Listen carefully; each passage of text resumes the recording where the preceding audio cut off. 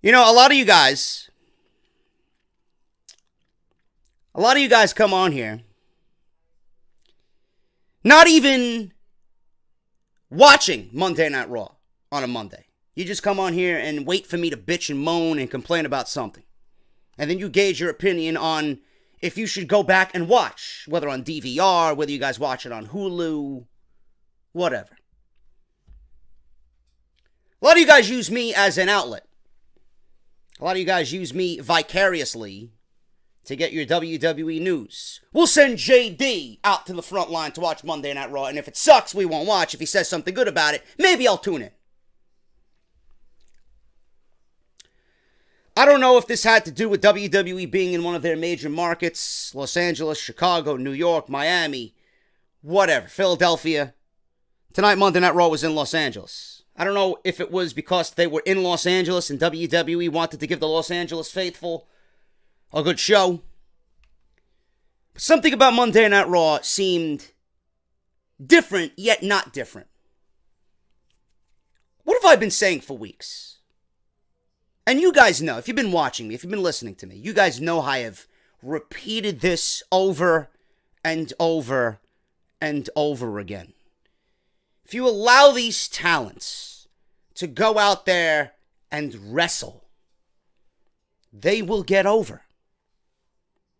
Monday Night Raw tonight, I don't know who was in charge of this show. I don't know what directive they had before they went live. This did not feel like a Monday Night Raw. This did not feel like a Monday Night Raw tonight. It looked like a Monday Night Raw, but it did not feel like a Monday Night Raw. I didn't cringe on anything that this show gave you tonight. I didn't. I enjoyed almost all of the 3 hours that were Monday Night Raw tonight. Do you want to know why? Do you want to know why? WWE didn't hamper this show down with cheesy, lame, pathetic, uncreative storylines. They allowed their performers, that they're paying very well, to go out there and perform. They allowed these men and women tonight to go out there and wrestle. I know it's a notion that may be difficult for some of you to grasp, but I've been saying it for months. And you damn well know I'm going to go over it again when I get to the cruiserweights. If you allow these people to do what they are supposed to do, if you allow these people to go out there and do what they've been put on this planet to do, I'm not talking about telling jokes. I'm not talking about giving us cheesy, campy comedy. I'm not talking about giving us illogical storylines with loopholes and just bullshit that doesn't make sense. If you allow these wrestlers to go out there and wrestle, the crowd will enjoy it. What did we get tonight, folks? We got a Monday Night Raw with barely any storyline. If there was any storyline, it was simple, easy to follow context. But behind all of that, it was all wrestling. It was all wrestling. I have been at the forefront of everyone in this community saying that Monday Night Raw needs to go back to 2 hours, and I stand wholeheartedly behind that notion. But if there's one thing that WWE should have done since the inception of 3-hour Raws, is to build these shows around wrestling. For the first time in this entirety that we've been given Monday Night Raw at 3 hours, WWE finally did that tonight, and look at the show that they gave you after 3.5 hours. It was a good show. I'm not going to sit here and tell you it was a great Monday Night Raw because my standards are much higher than yours. I'm not going to sit here and tell you it was a great Monday Night Raw, but I didn't yawn, I didn't fall asleep, I didn't cringe, I didn't turn away, I didn't change the channel. That to me is a success in itself. Tonight was a good show. It was all about the wrestling. It was easy to follow. They didn't make you look like an idiot. And they put on some damn good fucking matches tonight. Monday Night Raw at 3 hours needs to be this way for the entirety that this USA Network deal is remaining. Simple as that. This is how you build a Monday Night Raw. You allow your best performers to go out there and eat up a nice chunk of time. 30 minutes for Roman Reigns and Jason Jordan. Two guys that can go, right? You allow the women to go out there and give you 20. Let the women go. That's 1 hour down. And you got an entire roster of talented men and women that you can still use for the remaining 2 hours while building towards a network special or a pay-per-view or have a backstage segment. Everything just flowed tonight nicely. Everything was put in this show where it was at the end of the night, and everything made sense. Everything was free-flowing. Nothing seemed out of place. WWE utilized the 3-hour format for the first time since I can remember in the best possible way. Let these guys go out there and wrestle. And by God, they turned out a damn good show tonight. I told you. I've been telling you, let these people go out there and wrestle. The fans will know what to do, and the fans will know what to say. If they don't like it, you'll know. If they liked it, like Los Angeles did tonight, you will know. So don't tell me I'm sitting here and spewing bullshit. I know what I'm talking about. I know what I'm talking about. I know what I watch in and out every single week. It's great to have entertainment. But the main thing that this company needs to do is showcase wrestling. That's what they need to do. And this Monday Night Raw tonight did just that. And it ended up being a damn good show. Go figure. What's going on, guys? JD from New York here. Thank you so much for stopping by the channel tonight. This is your Monday Night Raw review. It is December 4th, 2017. We had a lot going on tonight, man. A lot going on tonight. Jason Jordan seemingly welcoming the hatred that is being showered upon him. Good. Good. I didn't cringe on Jason Jordan tonight. Hopefully he continues to feed into that. It's going to make him a better performer in the end.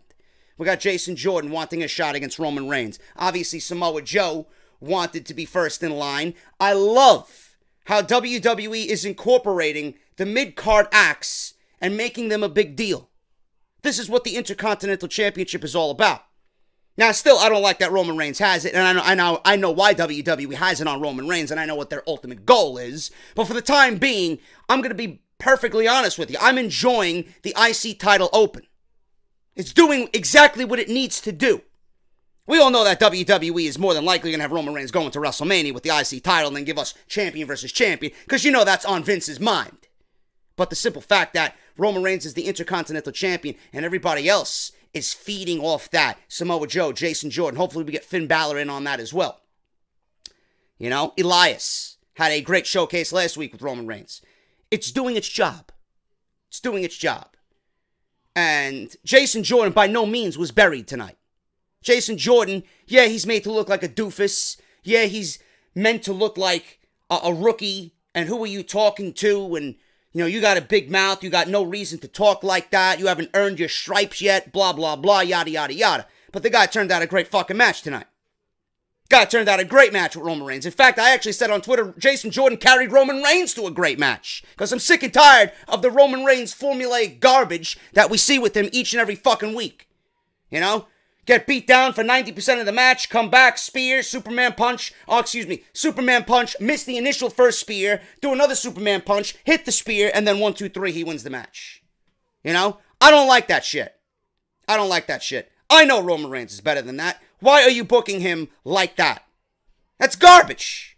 Absolutely garbage. Jason Jordan carried Roman Reigns to a better match. My brother even said tonight, Jason Jordan is a much better wrestler than Roman Reigns. Not saying that Roman Reigns is a bad performer, and I know it always takes two to tango, but of the two, Jason Jordan is the more accomplished in-ring professional. Just saying that. Damn good match tonight to open the show. I love how much time they took up. I love that they gave these guys all the time in the world to go out there and tell their story. Jason Jordan's knee, he deserves a shot. He wants his father to give him the shot. He's trying to prove something to Samoa Joe. He's trying to prove something to Roman Reigns. He brought Roman Reigns to the big fight. Samoa Joe is getting involved now, waiting, hoping that Roman Reigns gets destroyed enough so he could pick apart the pieces and win the Intercontinental Championship. Storyline that's easy to follow. Storyline that doesn't make you look like a fucking idiot in the end. And I appreciate that. I appreciate that. This women bullshit, I don't know what's going on. I really don't know what's going on with this women's division now, man. They're treading very, very thin ice with me. The factions, last time we see this with all the women they brought up from NXT, Charlotte, Becky, and Sasha, they all got placed in different factions. Now we're seeing Absolution. We got Sasha coming out with Bayley and Mickie James. We got the Riot Squad on SmackDown. Charlotte's going to probably pair up with Becky and Naomi when she comes back. What is this shit? This is not what I want to see. This is not what I care for. I don't want to see women's factions going at it. I want to see the women on this brand fight for what's most important, and that is the women's championship. I don't give a shit about who's befriending who's got to side with who. We got to make friends to take down Absolution now because Paige is running havoc all over the women's division. This is the same old tired storyline that we seen last time, and it got nobody over. So why are you doing it again? It's as if WWE operates with zero brains when it comes to the women. Why can't you give the women the same fair share as far as simple storylines that are easy to follow, making it all about the women's championship? Pick and choose who you want to be number one contender and have all the other women just follow suit behind and put them in matches. Trying to find out who is going to reign supreme, who's going to come out on top. And what's with Alexa Bliss doing commentary every week? Is she going to be the fourth individual on Raw's commentary team? Or is she the women's champion? I can't tell anymore. That was the worst thing about this show, seeing that. I have absolutely no interest in anything that these women are doing or where they're going with it. Now, Paige and Sasha Banks tonight put on a damn good women's match. I'm glad to see Paige back. I knew she'd add a lot to the division, and we were definitely waiting for her insurgence to spark this division again. Sasha Banks, to me, you guys know how I feel about Sasha Banks. She is my favorite female performer on Monday Night Raw, and I think out of WrestleMania, coming out of WrestleMania season, Sasha Banks' body of work, and I said this many times, body of work for Sasha Banks has been the best out of any female on the entire roster. And I feel like she's gotten the shaft and the short end of the stick on many occasions. But they let these women go out there. This entire first hour was all about wrestling. Roman Reigns and Jason Jordan gave you a damn good Intercontinental Championship match. Sasha Banks and Paige gave you a great women's match. Went almost 20 minutes. This is what I want to see every week. Wrestling. Wrestling. It gets over. If done right, it gets over. Now, I was saying on Twitter that I don't like WWE, and this can go back to any instance they've done this year. I don't like WWE giving away big matches for free on Monday Night Raw with really no build-up. This is a big match. If you really think about it, Paige and Sasha Banks is a pay-per-view match. This, realistically, on any given month, on any other month, this is Paige's first pay-per-view match with Sasha Banks. Now, in retrospect, you know, they needed a big match for this show. They wanted to get Paige back in the swing of things. No better woman to do it against than Sasha Banks. You know, Paige needed to go over big. So there's nobody better than Sasha Banks right now on Monday Night Raw. A loss here to Sasha Banks really isn't going to do anything for her. She put on a great match with Paige. She's been outnumbered.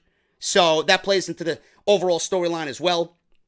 So nobody's going to sit here and say, you know, Sasha Banks was buried. Sasha Banks got the short end of the stick again unfairly. She's been outnumbered by Absolution. It's been a thing for the last couple of weeks. She put on a great match with Paige. In no way has she been buried on Monday Night Raw in the women's division. Yes, she deserves better. Yes, I would make Sasha Banks, or I would have Sasha Banks at this point, at this juncture, the women's champion. But Paige needed a big win. So looking back on it, I don't really mind it. Paige needed a big win. They put on a great match, and that's exactly what I want to see. But on any other month, this is a pay-per-view match. WWE doesn't have a Raw pay-per-view this month. WWE doesn't have a pay-per-view at all coming up on Monday Night Raw until we get to the Royal Rumble. So this was very nicely done. In the end, I really didn't mind it. Matt Hardy. Matt Hardy and the Great War. You guys have been reading and tweeting Matt Hardy. The excitement around Matt Hardy is coming back to life again. I'm very happy to see it. I am fucking delighted to see all this buzz around Matt Hardy. I was looking at tweets last night from Jeff's wife, from Matt's wife.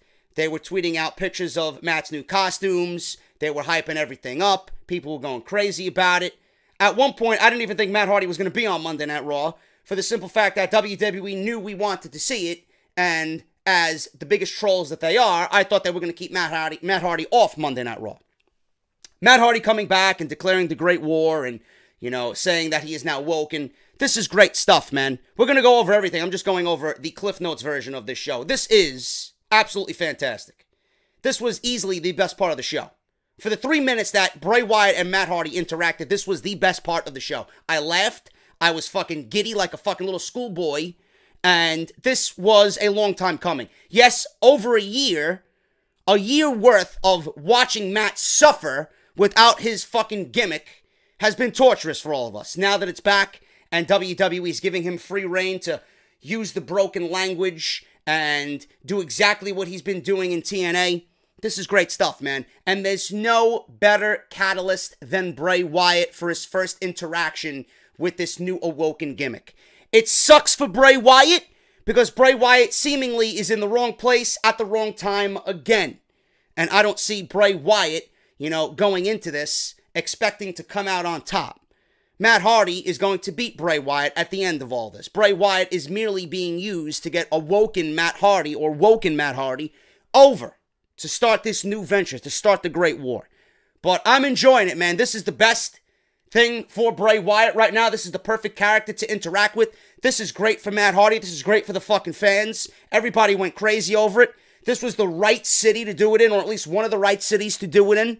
Like I said, I was thinking that they weren't even going to showcase Matt Hardy, and this would have been a colossal mistake to not give us broken Matt Hardy in front of this crowd. They wanted it. They went crazy for it.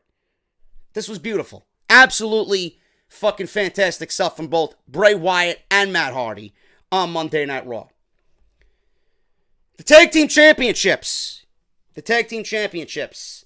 This is where things got a little bit interesting tonight. And for several reasons. Number one, I'm not sure, and I doubt this is going to play anything in the end or come into play at some point. I doubt it, but it was noticeable. Okay, Ambrose came out with his Shield stuff. Ambrose came out representing the Shield. Rollins did not. They didn't come out to their theme song. They didn't do anything Shield related. It was just Rollins and Ambrose, like business as usual, without Roman Reigns. No mention of the Shield, nothing of the Shield, no presence of the Shield. Ambrose is wearing his Shield stuff. Ambrose is not. Rollins is not. So, I'm not sure if that's going to come into play. I doubt it, but it's something to take note of. The Tag Team Championships are on the line tonight. This was a standard match. Shit broke down at the end. Sheamus intentionally got himself disqualified by not listening to the referee's orders. Kurt Angle came out, restarted the match, said, listen, you guys are the bar. We are the bar. Blah, blah, blah. We just don't set the bar. We are the bar. Kurt Angle said, listen, you want to say all that shit? Prove it to me. Now this match is going to restart as a no DQ match. So all of a sudden the match has started. You're thinking the titles are going to change hands. Samoa Joe comes from the crowd, and to take his anger out on Roman Reigns, he targeted Rollins and Ambrose. Great storytelling. Simple storytelling that makes sense. You couldn't get your hands on Roman tonight. You didn't get your IC title match tonight. You couldn't take the title off of Roman tonight. So what does Samoa Joe do? As the vindictive great heel that he is, he targets Roman's friends. If I'm not going to win the Intercontinental title from Roman Reigns, I'm going to stop Roman's friends from winning the Tag Team Championships. Simple storytelling. It's great storytelling.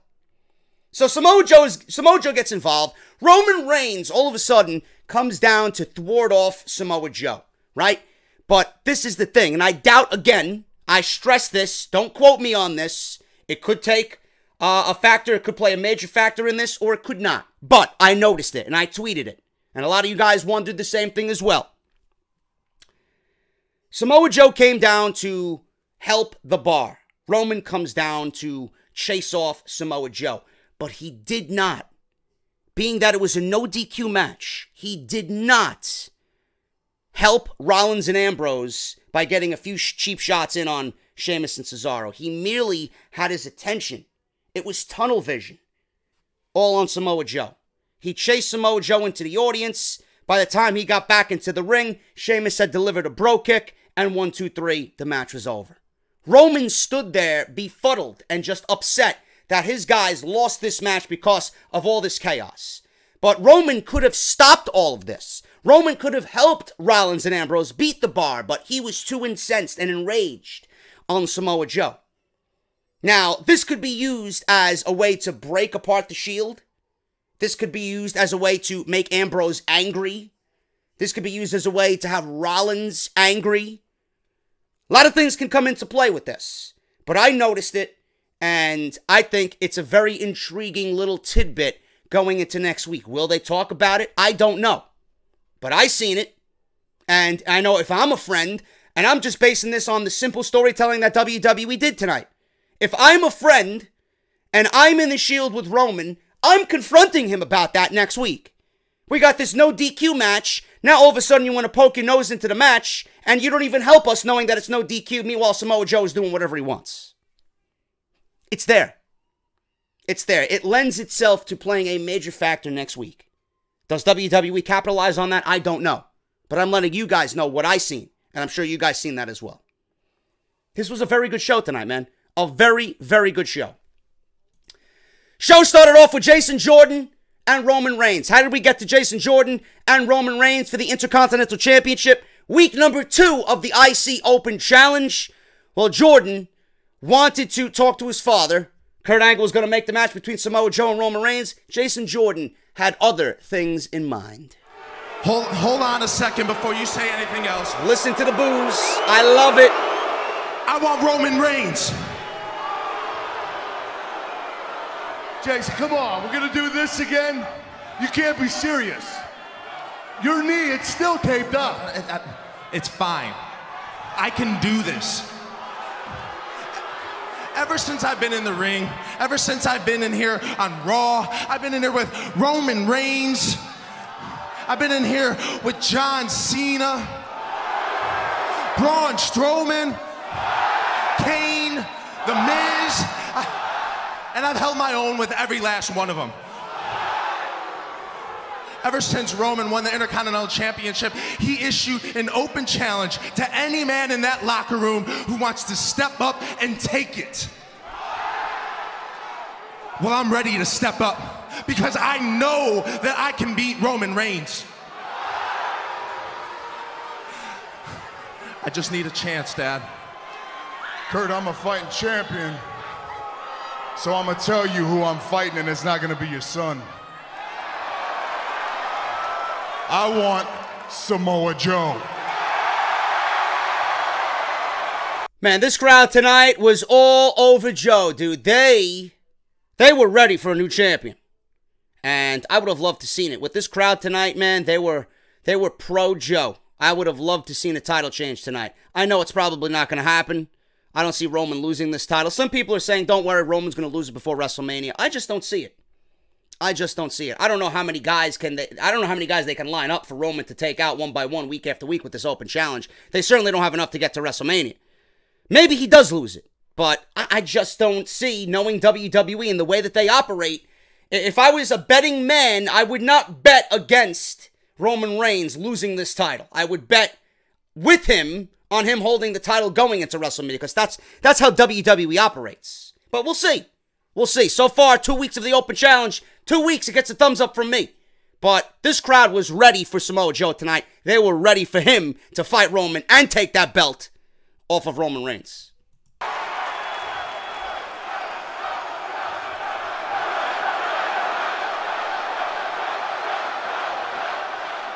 Matter of fact, while I'm out here, let me give your son a piece of advice. If you want an opportunity, don't go running to your daddy. Step up and take it. You're gonna talk to me about earning opportunities? You're the poster boy for everything that the WWE management wants. Well, he's right about one thing. I'm on a lot of posters. And I've been on a lot of chairs because I've main evented a lot of shows. No, Roman, you are the hand-picked puppet by the corporate elite that run this company. Don't give me this shit. Don't give me this shit. Yeah, you worked for the last 5 years to get here, and you did what you've been asked. But We all know. We all know. Don't kid yourselves. If Daniel Bryan wasn't forced into retirement, if it wasn't for Sheamus, Daniel Bryan would be the #1 man in this company. Roman Reigns is lucky that Daniel Bryan is not there as an active guy. He would not be #1. I'm telling you right now. You guys can mock me. You guys can fucking point fingers. Oh, JD's a goon. Nah, I know I'm right on that. Without Daniel Bryan there, Roman is the guy. If Daniel Bryan was to follow his road after winning the WWE Championship and Daniel Bryan never got hurt, Daniel Bryan was the one to replace John Cena on that throne. Believe me. It was CM Punk. It should have been Punk's. But WWE did him wrong. So Punk left and opened up the door for Daniel Bryan, and that should have been his throne. Shit happened, and now we're stuck with this clown. Because I earned it. I wasn't given it. I've grinded for 7 years straight. So like I said before. He hasn't been given it. But every opportunity, WWE has given Roman Reigns another platform to get over. Royal Rumble here, Royal Rumble there, endorsements by The Rock, endorsements by Bryan, Triple H, Vince McMahon. You put a stable together to get this guy over. You even put the Shield back together. You even put the Shield back together to get this guy over. Yet he's been given nothing? You've been given the world plus some. Don't give me that shit. What a dumb fucking line. I haven't been given anything. Get the fuck out of here. For I'm not going to give you anything. If you want something, step up and take it. Gentlemen, as much as I'd love to sit in the back and watch you two puff up your chests and pretend to talk tough, I'll tell you what, my patience has worn thin. Yeah, you tell him, Joe. Roman, if you're done patronizing the kid, I'll tell you what, I accept your challenge. And because at times I'm merciful, I'm gonna give you a little bit of a reprieve. I'm gonna give you 5 seconds to withdraw your challenge and avoid the embarrassment of what we both know. You can't beat me. See, this is where things get interesting, man. WWE on Christmas Day, on the 25th, on Monday Night Raw in Chicago. SmackDown had their last show of 2016 have an all-out fucking show, man. It was star-studded. It was 3 matches, 2 hours. It was like a pay-per-view show. It was the best SmackDown of 2016. It may have been the best televised show that WWE did all year as far as Raw and SmackDown goes. I'm telling you right now. If WWE was smart, instead of giving us the hokey Christmas trees and the present and Santa Claus and fucking Mrs. Claus and all this other Christmas bullshit that nobody wants to see, they should build that show, that show in Chicago of all cities. The same way that SmackDown built their show last year to end 2016. If they were smart. Another tag team championship match between The Shield and The Bar. Roman versus Joe for the Intercontinental Championship. Braun Strowman versus Kane. Build it up. Build it up. You know, Enzo versus whomever for the Cruiserweight Championship. Make it a really, really, really important Monday Night Raw. You don't have a pay-per-view going into the Royal Rumble. Monday Night Raw has no pay-per-views. So why don't you make a Monday Night Raw? It's already 3 hours. It's already the length of a pay-per-view with commercials. Why don't you build Monday Night Raw up as a pay-per-view-esque show in one of the best wrestling cities on the planet, if not the best wrestling city on the planet, with a great show? That's the way I do it. That's the way I do it. And I'd start with Joe and Roman Reigns for the Intercontinental Championship. Hey, Joe, I don't have to try and come out here and talk tough. Roman was looking at him like, are you fucking serious in talking to Joe that way? I actually am tough. Because I don't have to come out here and attack people from behind. I issue challenges to their face, just like I issued a challenge to Roman Reigns, just like I'm issuing a challenge to you right now. At this point, I thought WWE was going to do a triple threat match. I thought tonight in the main event we were going to see, or at least on the show, Joe, Reigns, and Jordan for a triple threat match for the Intercontinental Championship. I thought that. But WWE's playing this mid-card stuff very nicely for the last couple of weeks, man. I hope they continue their stuff.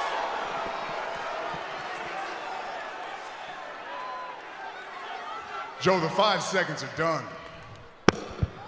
Oh, wait. Oh, my God. Wait a minute. Jordan with a belly to Reigns.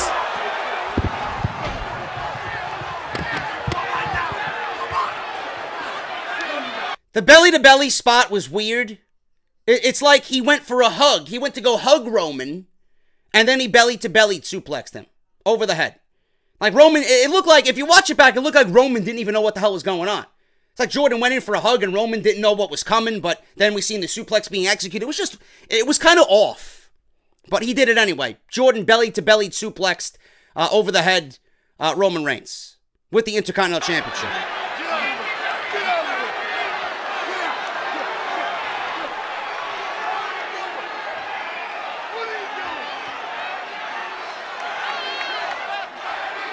Nah, it ain't going down like this. Joe, you can wait for later tonight. Jordan, you can get it right now. Kurt, make the match. Jordan went from ultimate heel to babyface in a span of 15 seconds. They were booing the shit out of him. He suplexes Roman, and then he gets cheered. But then Seth Rollins was on Busted Open Radio today with Bully Ray and fucking Rosenberg. Or is that his podcast? Is that his podcast or is that Cheap Heat? I don't even fucking know. But it was Bully Ray. Rollins was on Busted Open Radio saying that WWE is in unprecedented waters with Roman Reigns and that the Shield is helping Roman Reigns get over with the fans. Really? Because Roman Reigns seemingly came out to all booze tonight. So how much is it really helping him? And when he gets into WrestleMania mode, is it really going to matter? Nah. It's going to go right back to the way it was. Shitting on Roman. So don't give me that shit. It's not helping. WWE thought it was going to help, but in retrospect, it's not going to help. So that's the way that match came about. The match itself was very good. I'm not going to lie, man. This was one of Jordan's best matches this year. This was probably one of Roman's best matches this year, to be perfectly honest with you. The knee was an issue here. Jordan's knee was still taped up. There was a Superman punch for a close 2 count. Jordan hurt his knee, and he rolled out to the floor. Reigns and Jordan got up at the same time. Reigns went for a spear. Jordan hit him with the bad leg. Jordan hit 2 Northern Lights suplexes, and this is key. And this is why Corey Graves is so great on commentary.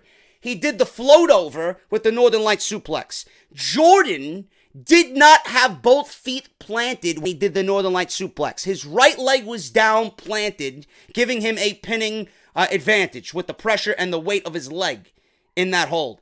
The injured leg was up in the air because he couldn't put any pressure on it. So not only did we get good storytelling from the knee aspect, but Corey Graves noticed that and pinpointed it on commentary, saying that if Jordan had a well-functioning leg and he had both feet grounded in that Northern Light suplex, we could be looking at a new Intercontinental Champion. Very, very good stuff there, man. So that was a very nice spot. Reigns kicked out. It was a very close near fall. They got me jumping out of my seat. I thought that was it right there. More back and forth. Reigns hits a Superman punch and then a spear literally out of nowhere for the pin. 1, 2, 3. Roman Reigns retains the Intercontinental Championship. Reigns, after the match, he looked beat up. Jordan wore him out, says Samoa Joe. Joe says he's coming to the ring to put Reigns to sleep. Joe runs and hits the ring, unloading on Reigns. Joe applies the coquina clutch. Jordan comes in from behind and delivers a suplex on Samoa Joe. Jordan starts talking trash and tells Joe to bring it. Joe talks trash back at Jason Jordan, and that was pretty much it, man. From behind, Reigns hits a Superman punch to Jordan, knocking him out of the ring, and Joe starts taunting Reigns from the stage. So they expected to fight tonight, and we didn't get Reigns versus Joe. Like I said, I would save that for the Christmas episode of Monday Night Raw in Chicago. Build to a big show on that day where we typically get garbage from WWE on Christmas night. That's a great start to making that show feel important. So good stuff here by Reigns. Good stuff here by Jordan. Very, very good way to open the match. These guys got all the time in the world to do what they had to do. Good storytelling. Nice observation by Corey Graves. Good stuff from everybody involved. Kurt Angle's on the phone with Stephanie McMahon, saying that he will fix everything tonight and get everything under control. Jordan is in the room and demands another shot at Roman Reigns. He just keeps asking and asking and asking. He thinks he's going to get his way because Kurt Angle is his father. Angle isn't happy with him, saying that he has no right to demand anything right now. Angle will consider giving Jordan a match with Samoa Joe. Jordan goes about to leave the area with Kurt Angle. Joe runs in and just completely bum rushes him, lays him out. He starts taunting Angle, saying, like father, like son. Joe leaves as Angle starts helping Jordan up to his feet. Looks like we might be getting Jason Jordan versus Samoa Joe next week. Maybe a rematch for the Bar and the Shield. I don't know. But like I said, man, I like the way that they're incorporating the mid-card acts. Let's get some more guys involved. So the IC title open challenge looks to be doing a very, very good job so far on Monday Night Raw. Paige versus Sasha Banks. This was also a very good match. These women got enough time. More time than usual for the women. Alexa Bliss is on commentary again. I don't know if she's trying out to be the fourth member of the commentary booth, but she is the women's champion. How many times? Rinse and repeat. Tired and just boring. Alexa Bliss on commentary. Come on. Come on. It's so stupid when you have a fucking performer out on commentary. What is her reasoning to be there? What hasn't she said in the last 4 weeks that she's going to say tonight? You know, let the women concentrate on what Paige is doing in the ring. This is her first match back. Concentrate on that without having Alexa be there. Who cares what she has to say? This was a good match. Women got in a lot of time. There was a spot in this match where Sasha landed bad on her neck to the point where I uttered an uh-oh. Sunset flip powerbomb by Paige on Sasha Banks off the top rope. 2 count for Paige. Paige gets up, trades shots with Sasha in the middle of the ring. Paige blocks a bank statement. Paige goes for the rampage. That's blocked, so both women went for their finishing moves to no avail. Sasha with the bank statement in the middle of the ring. Fans are going crazy. Michael Cole mentioned that Paige has long legs. She was squirming and trying to get to the ropes. She did. She put her foot underneath the rope. Referee breaks the hold. Paige rolls to the floor. The two sides face off. We got Mickie James and Bayley on one side. We got Eva Marie 2.0 and Sonya Deville on the other.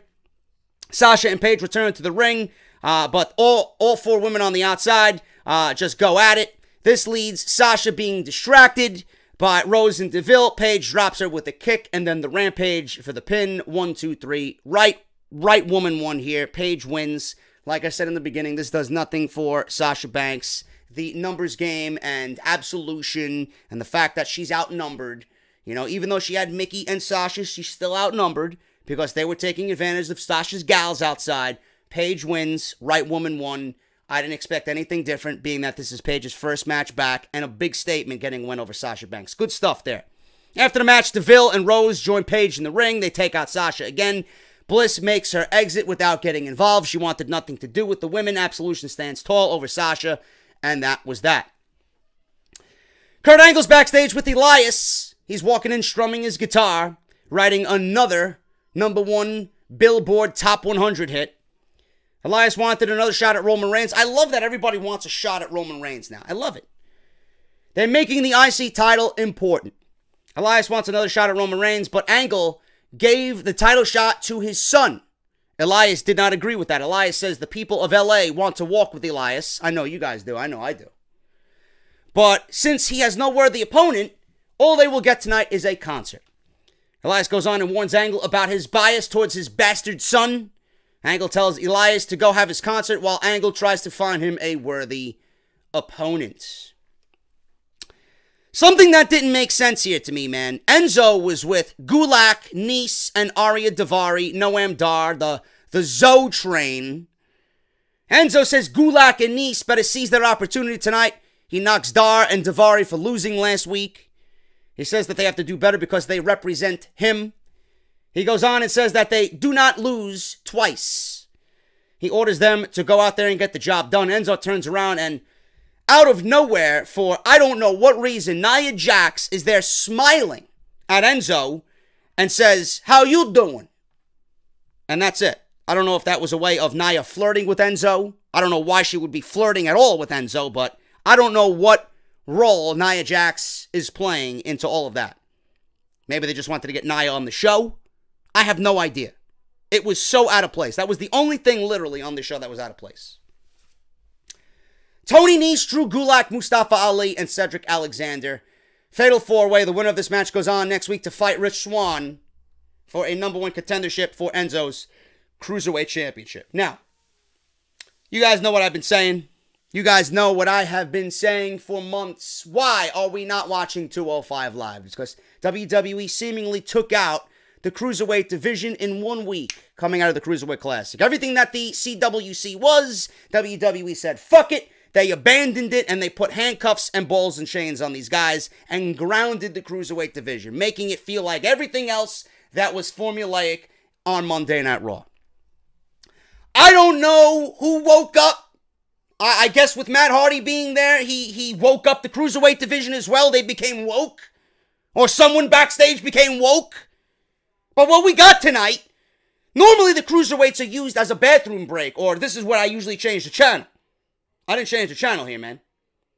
This was the best Cruiserweight match on Monday Night Raw all year. If you can go back and think back to maybe Neville and Rich Swann, I think they had like a 15-minute affair earlier in the year on Monday Night Raw. Even Neville and Jack Gallagher, I believe, on Monday Night Raw. Those are the only 2 Cruiserweight matches all year that I can think back to. I know Gallagher and Neville had a great match on pay-per-view as well, but there's not much coming out of the Cruiserweight division. Now with Hideo Itami making his imminent debut, this is what we got tonight, man. I loved every fucking minute of this. Do you want to know why? It's because WWE did exactly what I've been stating for the last 3 months. Not even 3 months. Dating back to when this Cruiserweight division became a thing on Monday Night Raw. You can't ground these guys. The Cruiserweights are supposed to be the guys that go out there and give you a shot of adrenaline. For the first time in forever, I never heard a crowd on Monday Night Raw with the Cruiserweights start chanting, "This is awesome." The fans were on their feet during this match. Do you want to know why? It's because these guys went out there and did Cruiserweight-like things. They let these guys go out there and fly. They go out there and do what they got to do as far as what a Cruiserweight should be doing. But you know WWE's got to ruin it in some way. WWE's got to fuck it up in some way. I stated on Monday Night Raw on Twitter about this match. The likelihood of Cedric Alexander winning this match makes the most sense. Because Cedric Alexander, A, has been buried in the Cruiserweight division. B, he has not gotten a fair share at any championship match yet. And I think it's about damn time he gets his opportunity. And C, this guy was the one that Triple H, never mind TJP who won it, never mind Kota Ibushi, never mind anybody else in that tournament. Cedric Alexander was the one guy, out of the one guy that fucking won the tournament in TJP, Cedric Alexander was the one guy who got endorsements from Triple H during that tournament. So much after his match with Kota Ibushi that Triple H came out and fans started to chant, "Please sign Cedric." Triple H came out, shook his hand. Cedric Alexander was crying. It was one of the best moments, if not the best moment, in the entire tournament. This is what you're doing with Cedric Alexander? You're burying him for Drew Gulak? On what planet does WWE think a Drew Gulak match with Rich Swann would be better than Cedric Alexander versus Rich Swann? This could have been a great starting over. If WWE really wants to change 205 Live, WWE really wants to start molding 205 Live into what it really needs to be, or the Cruiserweight division into what it really needs to be, why don't you start with this match and giving us the right winner? Cedric Alexander versus Rich Swann would have been fucking fantastic next week. You give those guys 15 to 20 minutes to go out there and give you a Cruiserweight-like match to make the championship match next week following more important? No, but you want to give me Drew Gulak.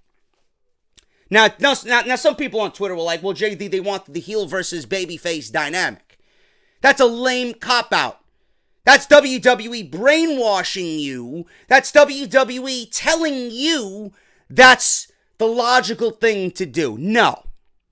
That's not the logical thing to do. The logical thing to do with the Cruiserweights is not give me a heel versus babyface dynamic. The logical thing to do is not give me formulaic storyline drivel with the Cruiserweights. The logical thing to do would be to give me Cedric Alexander and Rich Swann based on work rate.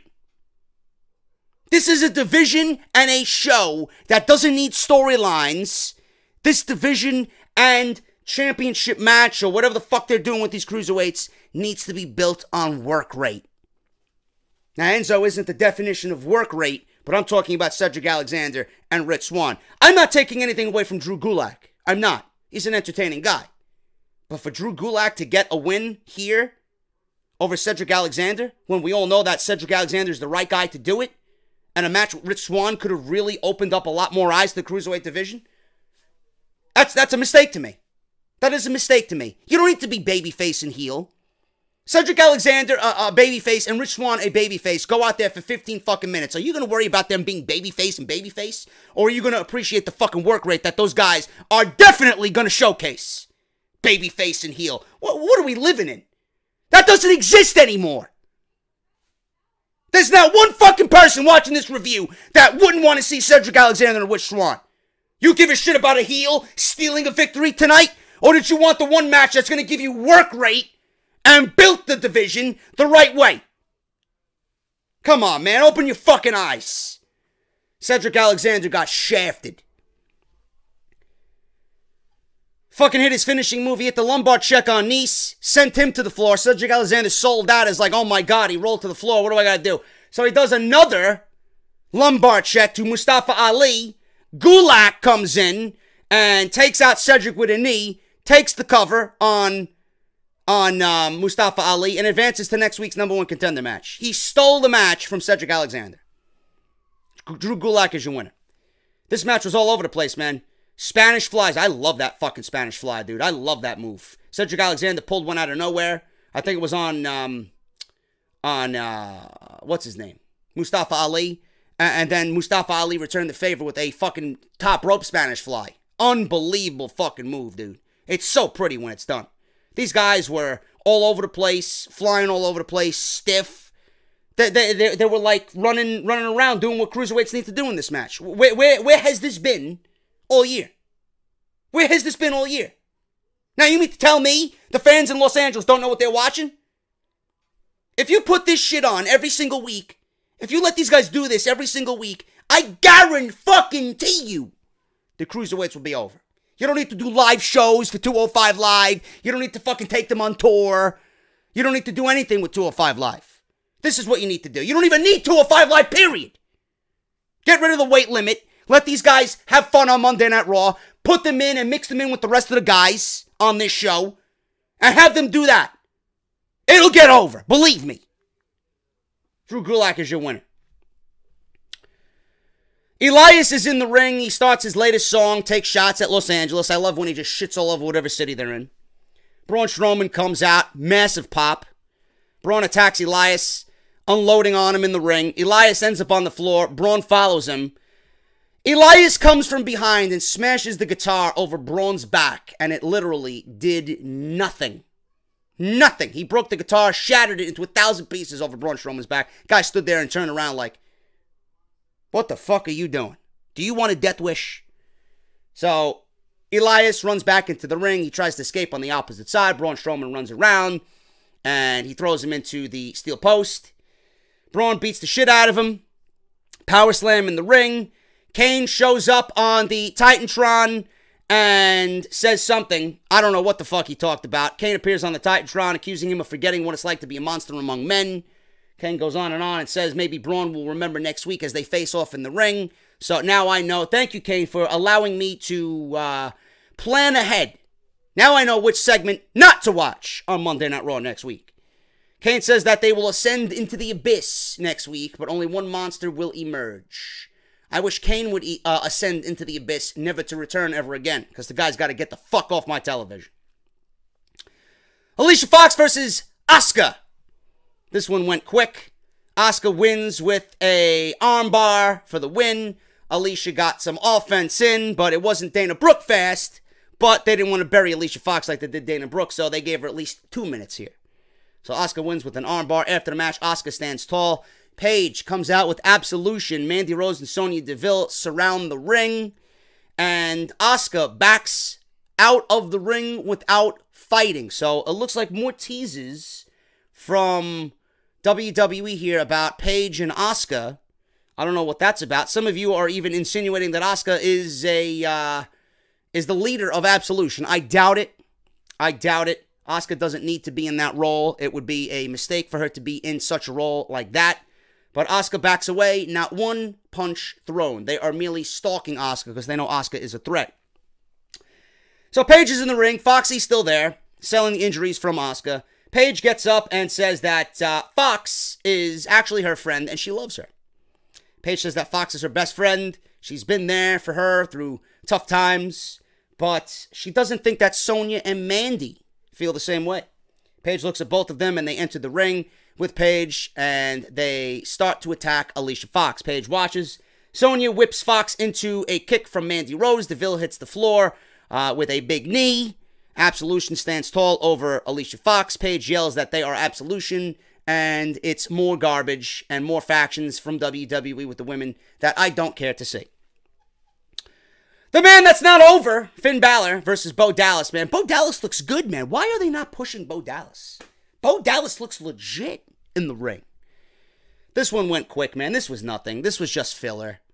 They obviously don't give a shit about Finn Balor, or they're really just clueless on how to book this guy. Balor with the basic offense here. Sling blade, missile dropkick, that hesitation dropkick into the corner. Balor goes up to the top rope with Bo Dallas laying in the middle of the ring. Coup de grace for the win. 1, 2, 3. It's over. Finn Balor gets a much-needed win, but over Bo Dallas, who means nothing on Monday Night Raw. Matt Hardy. Matt Hardy and Bo Dallas, man. I'm not even going to say anything. Not Bo Dallas, Bray Wyatt. Might as well be fucking Bo Dallas. They look alike. Matt Hardy and Bray Wyatt, man. Let's see what Bray Wyatt has to say. And Matt Hardy is starting the Great War, man. Enough of me. Let's see what both of these guys have to say. Who is Matt Hardy? Who is Matt Hardy, man? I know. I know. The universe knows. But I don't think he knows.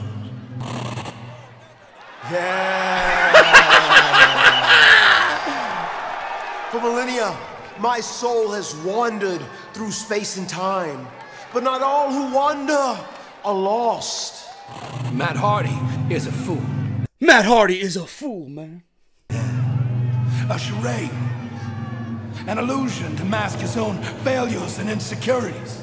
Are you talking about yourself, Bray? Is Bray talking about himself? He's masking himself as a failure. He's an illusion, masking his failures.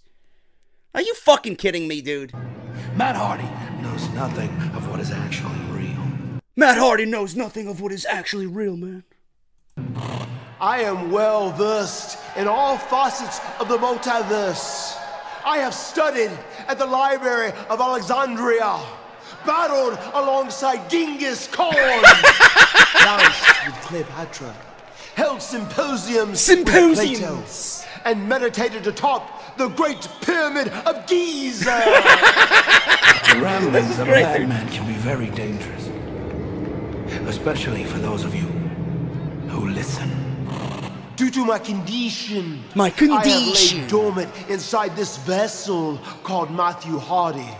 But now, thanks to the consumer of terrestrial entities, I have been woken. Last week was not Matt Hardy's breaking point. Last week was not Matt Hardy's breaking point, man. It was mine. It was mine, man. I actually feel alive again. I actually feel alive again, man. And there's a fire in me that is only growing stronger. There's a fire in me that's only growing stronger, man. As my cock rises when I see JoJo's fat ass shake in front of me, man. There's a fire in my cock that makes it rise, man. But my fire will not cleanse you. My fire will not save you. My fire will make sure all of you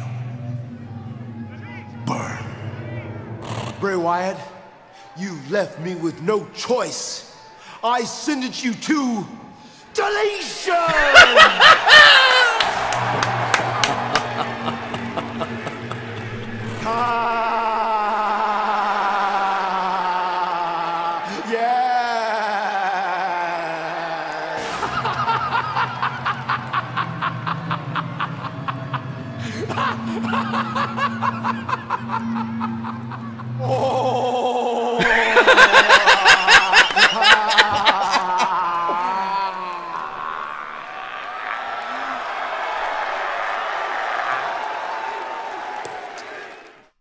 That was fucking fantastic, man. That is fantastic television right there, man.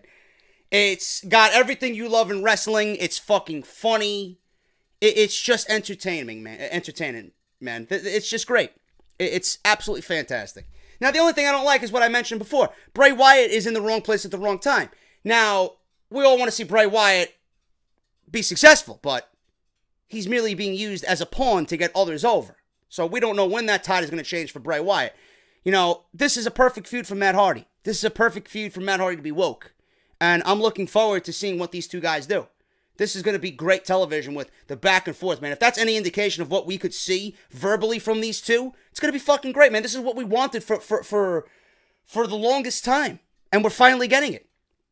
Great stuff. And, you know, the way Matt Hardy's been going on Twitter and just going crazy with the gimmick, it looks like WWE, I'm hoping, at least has given him partial creative freedom to do and say what he wants with this, because Matt Hardy is a brilliant fucking guy, dude. He lives the character.